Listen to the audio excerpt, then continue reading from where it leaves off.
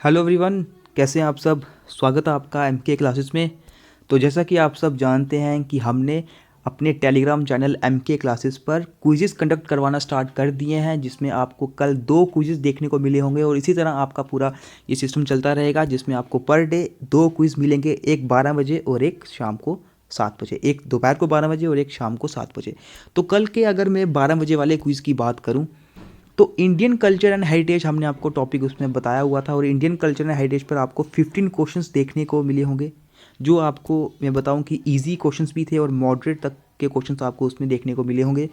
तो आज हम उन्हीं 15 क्वेश्चंस को डिस्कस करेंगे, और उसके बाद जो भी एडिशनल इन्फॉर्मेशन है मैं आपको मैं जिन जिन क्वेश्चन में थोड़ी एडिशनल इन्फॉर्मेशन आपको देना ज़रूरी है मैं आपको उसके बारे में बताऊँगा। तो सबसे पहले ज़रूरी बात दोस्तों ये है कि अगर आपको कोई भी टॉपिक हम टेलीग्राम क्विज़ पर आपका क्विज़ होता है, तो कोई भी टॉपिक हो वो अगर आपको पहले का आता है या नहीं आता है, आप टेलीग्राम पर क्विज़ ज़रूर अटैम्प्ट कीजिए उसका। क्योंकि अगर आप क्विज़ अटैम्प्ट करोगे तो आपको आपके लेवल का पता चलेगा। जैसे कि आपको पता है कि 12 बजे और 7 बजे 2 क्विज़ होते हैं। तो अगर आपने कोई यूनिट नहीं पढ़ा होता है, अगर आपका 12 बजे वाला क्विज़ इतना अच्छा नहीं जाता है, तो आप 7 बजे वाला क्विज़ अटैम्प्ट कर सकते हो अच्छी तरह से, क्योंकि आपके पास बीच में काफ़ी ज़्यादा टाइमिंग होती है पढ़ने के लिए, कुछ चीज़ रिवाइज़ करने के लिए। क्योंकि अब जैसा कि आपको पता है कि जून मंथ में आपके ज़्यादातर एग्ज़ाम्स हैं। फ़ेज़ 2 एग्ज़ाम की अगर बात की जाए तो ये मई मंथ है, इसी यही लास्ट मंथ है। अगर हम अभी से ही क्विज़ स्टार्ट कर देंगे तो ये आपके लिए काफ़ी अच्छा रहेगा, और आपका जितना भी आपने पढ़ा है उसके एक टाइप की रिवीजन भी होती रहेगी। तो जैसा कि आपको मैंने बताया कि पहला हमारा क्विज़ था इंडियन कल्चर एंड हेरिटेज, और इस पर हम एक एक करके क्वेश्चन पढ़ना स्टार्ट करते हैं। तो पहला क्वेश्चन दोस्तों आपके सामने, Sattriya is the classical dance form of which of the following states of India. इनमें से कौन सी इंडियन स्टेट्स का क्लासिकल डांस फॉर्म सत्रिया है। देखिए, अगर हम ऑप्शंस की बात करें, कर्नाटका तो ये नहीं है, बचे हैं 3, केरला, असम और तमिलनाडु। देखिए, जब हमने इंडियन क्लासिकल डांस के बारे में पढ़ा था, वहाँ पर सबसे पहला क्लासिकल डांस ही कौन सा था, भारतनाट्यम। ये आपको पता होगा भारतनाट्यम के बारे में। और भारतनाट्यम किसका क्लासिकल डांस था, कौन सी इंडियन स्टेट का क्लासिकल डांस था, ये था तमिलनाडु का। ठीक है, तो ये भी कैंसिल हुआ। बचे हैं केरला और असम। केरला की अगर हम बात करें तो केरला के कौन से क्लासिकल फॉर्म्स हैं, क्लासिकल डांस फॉर्म्स, एक तो आपने कथकली के बारे में सुना होगा, और दूसरा मोहिनीअट्टम। ठीक है, मोहिनीअट्टम। तो ये दोनों केरला के हैं, तो ये ऑप्शन भी कैंसिल हुआ। बचा है एक option Assam, this is the right answer. ठीक है, जो मैंने बाकी डांस फॉर्म के नाम बोले दोस्तों वो भी आप नोट करके रखिएगा। सत्रिया किसका क्लासिकल डांस फॉर्म है, ये है असम का, ऑप्शन सी यहाँ पर राइट आंसर होगा। नेक्स्ट क्वेश्चन पे मूव करते हैं। Which of the following is the earliest non literary work in Canada. इनमें से कौन सा कनाडा का अर्लीस्ट नॉन लिटरेरी वर्क है, ये भी हम पढ़ चुके हैं। ऑप्शंस दिए गए हैं, कविरा राजामर्ग, अर्थशास्त्र, कोका शिंदेसम या अष्टादिगयास। कौन सा है इसमें से। अगर आपको याद होगा जब हमने कनाडा के लिटरेरी वर्क के बारे में पढ़ा था, तो वहाँ पर आपको कवि राजा मार्ग देखने को मिलेगा। ठीक है, this is the earliest non literary work in Canada. ठीक है, ऑप्शन ए यहाँ पर होगा राइट आंसर। नेक्स्ट क्वेश्चन पे मूव करते हैं, क्वेश्चन नंबर 3 पर। दोस्तों, ये क्वेश्चन अगर मैं आपको बताऊं, ये क्वेश्चन जेकेएसएसबी क्लास 4 एग्जाम में पूछा गया था। ये लेवल गया था जेकेएसएसबी क्लास 4 एग्जाम का। हालांकि इतना लेवल बनता नहीं था, लेकिन ये लेवल गया था। तो यहाँ पे क्वेश्चन क्या लिखा गया है, the edicts of Ashoka are a collection of inscriptions on pillars, cave walls written using different scripts. Which one of the following is not a script used in these inscriptions. देखिए, अशोका के इंस्क्रिप्शंस की बात की जा रही है। एडिक्ट्स यानी कि एक टाइप का, एडिक्ट्स और इंस्क्रिप्शंस को आप बोल सकते हो एक टाइप का सोर्स, यानी कि इन्फॉर्मेशन जो किसी पर्टिकुलर रिलीजन या फिर किसी पर्टिकुलर कुछ भी रिलीजियस मैटर के बारे में कोई सोर्स बताता है ना, वो चीज़ होती है एडिक्ट्स या इंस्क्रिप्शंस। ठीक है, तो जब हम अशोका के एडिक्ट्स की यानी कि इंस्क्रिप्शंस की बात करते हैं, तो पिलर्स पर, केव वॉल्स में आपको डिफरेंट स्क्रिप्चर्स में लिखा हुआ मिलेगा। यानी कि वो केव वॉल्स, वो पिलर्स आपको डिफरेंट स्क्रिप्चर्स में लिखे हुए मिलेंगे। इनमें से कौन सी स्क्रिप्ट आपको इंस्क्रिप्शंस यानी कि जो ये इंस्क्रिप्शन या एडिक्ट्स थे अशोका के, इसमें देखने को नहीं मिलेंगे। तो इसमें पूछा क्या जा रहा है कि वह कौन सी स्क्रिप्ट है जो आपको उन पिलर्स पर या फिर केव वॉल्स में लिखी हुई नहीं मिलेगी। ऑप्शंस दिए गए हैं ब्राह्मी, खारोस्थी, अरामिक या फिर नागरी। इसमें कौन सा ऑप्शन सही है? अगर मैं बात करूं, ये जो तीन ऑप्शंस हैं ब्राह्मी, खारोस्थी या फिर अरामिक, ये तीनों की तीनों स्क्रिप्ट आपको अशोका के एडिक्ट्स यानी कि अशोका के इंस्क्रिप्शंस थे जो पिलर्स के वॉल्स पर, उनमें देखने को मिलेंगी। लेकिन नागरी वॉज नॉट अ स्क्रिप्ट। यहाँ पर ऑप्शन डी इसका राइट आंसर होगा। नागरी आपको अशोका के इंस्क्रिप्शंस या पिलर्स पर देखने को नहीं मिलेगी। ठीक है, तो यहाँ पे ऑप्शन सही होगा, option D is the right answer.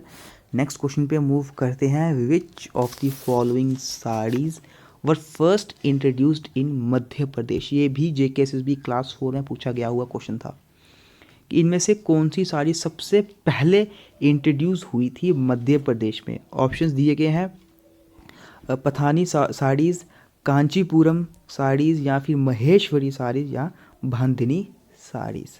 कौन सा ऑप्शन सही होगा? यहाँ पे है option C, Maheshwari saris is the right answer. ठीक है, नेक्स्ट क्वेश्चन पे मूव करते हैं, क्वेश्चन नंबर 5 पर। The Khajuraho temple dedicated to the Hinduism and Jainism were built by the rulers of which of the following dynasties. देखिए खाजुराहो टेम्पल की बात की जा रही है। आपको पता है खाजुराहो टेम्पल कौन सी एक पर्टिकुलर डायनेस्टी के द्वारा बनाया गया था। लगभग इनके द्वारा टेम्पल्स बनाए गए थे लगभग 885 AD से अगर आप 1050 AD तक की बात करो तो उसमें आपको ये बहुत सारे टेम्पल्स देखने को मिलेंगे जो ज़्यादातर हिंदुइज़्म और जैनिज़्म को इनको डेडिकेटेड थे। तो कौन सी डायनेस्टी के रूलर थे जिन्होंने ये टेम्पल बनाए थे? ऑप्शंस दिए गए हैं Rashtrakuta dynasty, Gupta dynasty, Satavahana dynasty या फिर चंदेला डायनेस्टी। उस वक्त की अगर बात की जाए तो उस टाइम पर काफ़ी ज़्यादा यानी कि 885 AD और 1050 AD के बीच में काफ़ी ज़्यादा टेम्पल्स बनाए गए थे। लेकिन धीरे धीरे ये टेम्पल अब काफ़ी कम तादाद पर रह चुके हैं। तो उनमें से भी एक दो काफ़ी ज़्यादा इम्पॉर्टेंट है। लेकिन ये जिस डायनेस्टी के द्वारा बनाए गए हैं वो है चंदेला डायनेस्टी। ठीक है, ये आपको याद होना चाहिए। खाजुराहो टेम्पल जो हिंदुइज्म और जैनिज्म को बिलोंग करते हैं उनको डेडिकेटेड है। ये चंदेला डायनेस्टी के द्वारा, उनके रूलर्स के द्वारा ये बनाए गए हैं।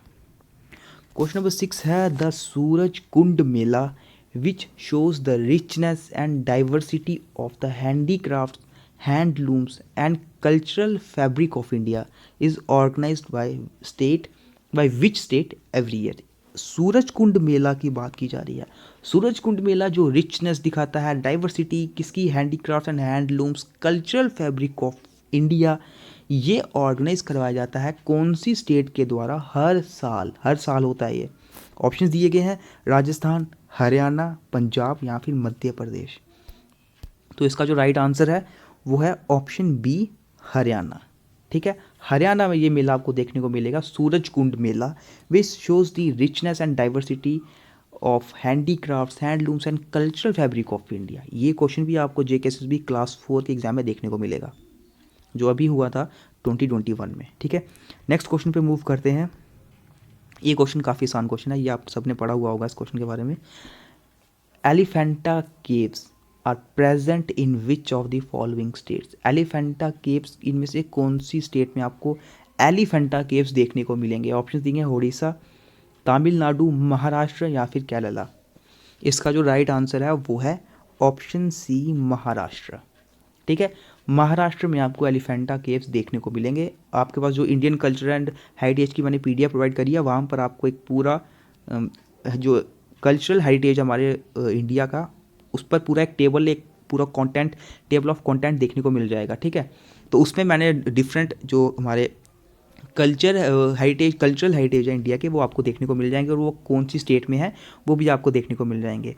8 क्वेश्चन पे मूव करते हैं। Which heritage site depicts the fine Dravidian style art and culture. इनमें से कौन सी हेरिटेज साइट रिप्रेजेंट करती है, डिपिक्ट मतलब कि किसी एक ड्राइंग को या फिर पेंटिंग या फिर कोई भी आर्ट हो, उसको जो रिप्रेजेंट करता है उसका मतलब होता है डेफिसिट। ठीक है, तो कौन सी हेरिटेज साइट रिप्रेजेंट करती है या डेफिसिट्स करती है किसको? Dravidian style art and culture को।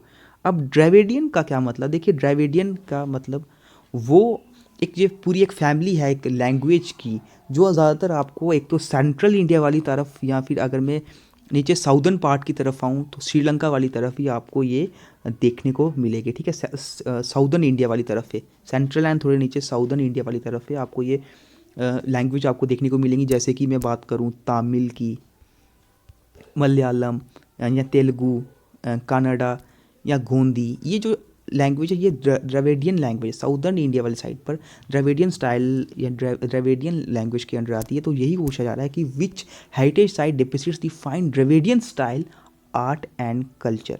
ऑप्शन दिए गए हैं अक्षरधाम, खाजुराहो, हम्पी या डी अजंता। तो इसका जो राइट आंसर है वो है हम्पी।